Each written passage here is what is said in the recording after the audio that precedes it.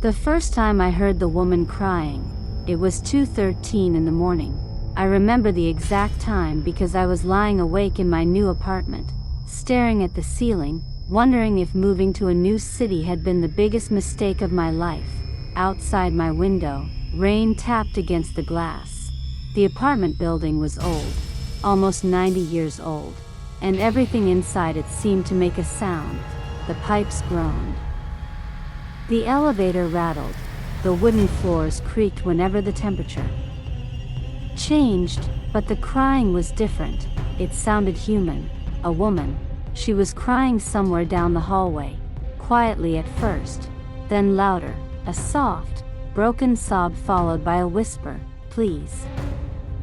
I sat up in bed. For several seconds, I didn't move. I listened. Nothing. Then I heard it again. "Please." I checked my phone. 2:13 a.m. I got out of bed and walked toward my front door. My apartment was 405. Across the hallway was 406. Next to it was 407. I had noticed 407 when I moved in. The door looked strange. It was darker than all the others, as if it had been painted black years ago and never touched again. There was no welcome mat, no name, no light underneath the door. I opened my apartment door. The hallway was empty. The crying stopped. I stood there for almost a minute. Then I heard 3 slow knocks. Knock, knock, knock. They came from apartment 407. I froze. I looked at the door. Nothing moved. Then a woman's voice came from inside. "Are you there?" I didn't answer. The voice came again. "Please help me. I should have called the police. I should have called the building manager. Instead, I did something stupid. I walked toward the door. When I reached it, I noticed something I hadn't seen before. There was a small number plate above the door, but the number had been scratched several times. Almost like someone had tried to remove it. I raised my hand. Before I could knock, the door opened by itself, just an inch. Cold air touched my face. I stepped backward. "Hello?" No answer. The door slowly opened another few inches. Inside was complete darkness. Then I heard the woman's voice. Very close. "Don't let him see you." I stopped breathing. "Who?" A man's voice answered from somewhere inside the apartment. "Michael." I ran. I slammed my apartment door and locked it. I didn't sleep that night. The next morning, I went downstairs to the building office. The manager was an older man named Mr. Harris. He had worked in the building for more than 30 years. I told him about the crying. I expected him to laugh. He didn't. Instead, he stared at me. "You heard someone in 407? "Yes." His face became pale. "Are you sure?" "Absolutely." He looked down at his desk. "Apartment 407 has been empty for 11 years. I laughed nervously. "Well, someone was definitely inside." Mr. Harris shook his head. "No one has lived there since 2015. Maybe someone broke in." "Impossible." "Why?" He hesitated. Then he said something that made my stomach tighten. "There is no apartment 407. I stared at him. "What?" He stood up and walked toward a filing cabinet. After searching through several folders, he pulled out an old building blueprint. He placed it on the desk. Apartment 405, apartment 406, then a brick wall. There was number 407. I looked at him. "That's impossible." "I saw the door." "I know." He folded the blueprint. "Don't go near it again." I asked him what happened there. He didn't answer. Instead, he said, "If you hear the woman again, don't open the door." "Who is she?" Mr. Harris looked toward the office window. "A woman named Emily Carter." He paused. "She disappeared in 2015. That night, I tried to convince myself it was all a misunderstanding. Maybe I had imagined the apartment. Maybe I had been half asleep. Maybe the rain and old building sounds had played tricks on me. But at 2:13 a.m., the crying returned. This time it came from inside my apartment. I opened my eyes. The room was dark. I could hear someone crying beside my bed. I slowly turned my head. A woman was standing there. She was facing away from me. Her long black hair covered her face. She wore an old white dress. Her shoulders moved as she cried. I couldn't move. She whispered, "He's coming." Then she disappeared. I jumped out of bed and turned on every light. There was no one. I didn't sleep again. The next morning, I searched online for Emily Carter. I found almost nothing. But after several hours, I discovered an old newspaper article. The headline read, "Local. Woman disappears from downtown apartment building." The article was dated October 2015. Emily Carter was 29 years old. She lived in the same building, apartment 407. I stared at the screen. The article said Emily had disappeared without taking her phone, wallet, or car. Police investigated for several weeks. No body was ever found. No suspect was arrested. But there was one strange detail. Emily had called 911 the night she disappeared. The call lasted 27 seconds. The recording had never been released publicly. I searched for more information. Then I found a comment on an old local news forum. Someone claimed to have heard the recording. The comment said, "She kept saying one sentence. I read it twice. He's standing behind me." I felt cold.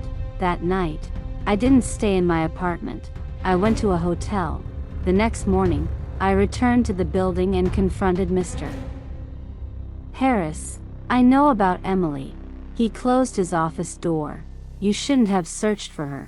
"What happened?" He sighed. "Emily was dating a man named Daniel." "Where is he?" "Dead." I stared at him. "What?" "Daniel died 3 months before Emily disappeared." "How?" "Car accident." Mr. Harris sat down. Emily didn't believe it was an accident. "Why?" "She told people Daniel was still visiting her." I frowned. "That's impossible." "I know." He continued. "She said she could hear him walking around her apartment at night." "Did anyone believe her?" "Not at first." "What happened?" Mr. Harris looked directly at me. Then other people started hearing him too. I felt a chill. The tenants living around 407. He told me that people began complaining about footsteps, a man's voice, doors opening by themselves, someone knocking on walls. Then one night, Emily called the police. She said Daniel was inside her apartment. Police arrived. They searched the apartment. No one was there. Emily insisted they were wrong. The following night, she disappeared. "Did police find any evidence?" Mr. Harris nodded. "One thing." "What?" "Her bedroom wall." He paused. Someone had written something on it. "What?" He looked at me. "You let me in." I didn't speak. Mr. Harris continued. "After Emily disappeared, the building owners sealed 407. Why didn't they destroy it?" "Because every time they tried to renovate it, workers quit." "Why?" "They heard someone breathing behind the walls." I looked toward the office door. "Why is the apartment still there if it isn't on the blueprint?" Mr. Harris didn't answer. Instead, he whispered, "Because it isn't really an apartment." "What is it?" He stared at me. "It's a doorway." I didn't understand. To what? That's what Emily was trying to figure out. That afternoon, I packed my belongings. I decided to move out. I didn't care about losing my security deposit. I didn't care about the money. I just wanted to leave. At 6 p.m., I carried my first box downstairs. As I walked past the 4th floor, I noticed something. The hallway had changed. Apartment 406 was gone. Apartment 405 was gone. The walls were longer, and at the end of the hallway was apartment 407. I stopped. I looked behind me. The elevator doors were closed. I looked forward again. 407 was waiting. The door was slightly open. I heard a woman's voice. Michael. I had never told Emily my name. I ran downstairs. That evening, I went to stay with my friend Jason. I told him everything. He laughed at first. Then he noticed I wasn't joking. "Okay," he said. "Let's check the records." We searched old property documents online. The building had been renovated in 1932. The original plans showed something strange. There was a room behind the fourth floor wall. It wasn't labeled as an apartment. It was labeled service chamber. Jason looked at me. "What the hell is a service chamber?" "I don't know." We searched deeper. Eventually, we found an old newspaper from 1934. The building had been involved in a fire. Several people died. One of them was a young woman named Clara Bell. According to the article, Clara had been trapped inside a hidden maintenance room. Firefighters couldn't reach her. She died alone. But the article contained another disturbing detail. Clara's body was never recovered.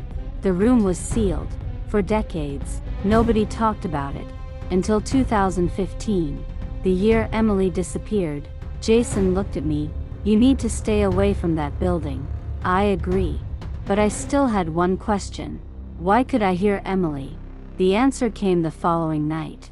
At 2:13 a.m., someone knocked on Jason's front door. 3 times. Knock, knock, knock. Jason and I looked at each other. Nobody knew I was staying there. Another knock.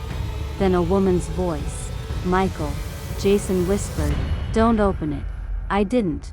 The voice came again. "Michael, please." Then a man's voice followed. "Open the door." Jason grabbed my arm. "Don't." The door handle slowly turned. Jason called the police. The handle stopped. The knocking stopped. But when the police arrived, nobody was outside. There was no one in the hallway. Nothing. Except a small piece of paper lying on the floor. It had my name written on it. Michael. I didn't sleep that night. The next morning, I made a decision. I was going back. Not because I wanted to. Because I needed answers. Jason refused to come. I entered the building at noon. The lobby was empty. I took the elevator to the 4th floor. When the doors opened, everything looked normal. And the wall where 407 should have been, I walked toward it. I touched the wall. It was freezing. Then I heard something behind it, breathing. Slow. Heavy. Someone was standing on the other side. I stepped back. A voice whispered, "Michael." I closed my eyes. Emily. Silence. Then, "He's not Daniel." I opened my eyes. What? He's not Daniel. Who is he? The wall began to shake. A man's voice whispered, "You shouldn't have come." I ran toward the elevator, but the elevator doors wouldn't open. The hallway lights began flickering. Then I saw her, Emily. She stood at the end of the hallway. Her face was pale. Her hair covered one side of her face. She looked at me. "Don't look behind you." I froze. My instinct was to turn around. But I didn't. Emily whispered, "He's behind you." I could feel something breathing against the back of my neck. Hot breath. I stared at Emily. "What do I do?" She pointed toward the wall. "Open it." "What?" "Open the wall." The breathing became louder. Emily screamed, "Now." I grabbed a fire extinguisher and smashed it against the wall. Once, twice. 3 times. The drywall cracked. I hit it again. A hole appeared. Behind the wall was darkness. Then I saw a wooden door. A very old door. I pulled it open. Inside was a narrow room. The smell was terrible. Dust, mold, and something else. Something I couldn't identify. On the floor was a small pile of bones. I stepped backward. Then I noticed something hanging from the wall. Photographs. Dozens of them. Pictures of people who had lived in the building. Some were from the 1930s. Some from the 1970s. Some were recent. Then I saw one of myself. It had been taken 3 days earlier. I was standing outside the building. I hadn't noticed anyone taking the picture. My hands began shaking. Emily appeared behind me. She whispered, "He watches everyone." "Who?" "The thing in the room." I looked at the photographs. "Is it Daniel?" "No." "Then what is it?" Emily stared at the darkness. "I don't know." Suddenly, the lights went out. The room became completely black. I heard footsteps. One step, then another, slowly approaching. Emily whispered, "Don't let it touch you." The footsteps stopped. Then I heard a man's voice. It sounded exactly like my own voice. "Michael." I stopped breathing. The voice spoke again. "Michael, turn around." I didn't. Emily grabbed my hand. "Run." We ran. The hallway seemed endless. Doors appeared where there hadn't been doors before. The elevator was gone. The stairs were gone. The walls were changing. Then I saw apartment 407. Its door was open. Emily pushed me inside. "Stay here." "What about you?" "I have to finish it." "Finish what?" She looked at me. I invited him in. Then she disappeared. The door slammed shut. I was alone. The apartment was completely different from the hallway. It looked like it belonged to 2015. A couch, a television, family photographs. Emily's belongings, everything covered in dust. On the kitchen table was a notebook. I opened it. The first pages were normal. Emily wrote about Daniel, about his death, about how she missed him. But the later pages were terrifying. She wrote, "I hear him every night. Then, he knows things Daniel never knew. Then, it isn't Daniel." The next page said, "It lives in the walls. Then, it can sound like anyone." The final page contained only one sentence. "Someone will eventually hear it." Underneath that was today's date. I dropped the notebook. Then the apartment door opened. Emily walked in. I stared at her. "Emily?" She smiled. "Yes." Something felt wrong. I stepped backward. "Where did you go?" She didn't answer. She walked toward me. "Michael, we need to leave." I remembered her warning. "Don't let it touch you." I looked at her hands. They were covered in black dirt. "Emily." She stopped. Her smile disappeared. "What's wrong? You aren't Emily." Her face changed. Not dramatically, just slightly. Her eyes became darker. Her mouth stretched into a smile that was too wide. Then her voice changed. It became deep. "Very good." I ran. The apartment door slammed behind me. I found myself in the hallway. The real hallway. The elevator doors opened. I jumped inside. I pressed the lobby button. The doors closed. For several seconds, nothing happened. Then the elevator began going down. Floor 4, 3, 2, 1. The doors opened. I ran outside. It was raining. I didn't stop until I reached the street. I never went back to the building. 3 weeks later, I moved to another state. I changed my phone number. I deleted all the photographs from that apartment. I tried to forget everything. For a while, it worked. Then one night, almost exactly 1 year later, I woke up at 2:13 a.m. I heard crying, a woman's crying, coming from the hallway. I lived in a completely different building, different city, different state. I sat up in bed. The crying continued. Then 3 knocks. Knock, knock, knock. I didn't move. A woman's voice whispered from outside my bedroom door, "Michael." I closed my eyes. The voice spoke again. "Please help me." I grabbed my phone. I was about to call 911 when I noticed something. My bedroom door was already open. And standing in the hallway was Emily. She looked exactly as she had the night I met her. Pale face, long black hair, white dress. She looked at me, then she smiled. "He's coming." I couldn't speak. Emily pointed behind me. I slowly turned. There was nothing there. When I turned back, Emily was gone. But on my bedroom wall was a message. 4 words. "You let me in." I moved again. But this time, I understood something. The building wasn't haunted.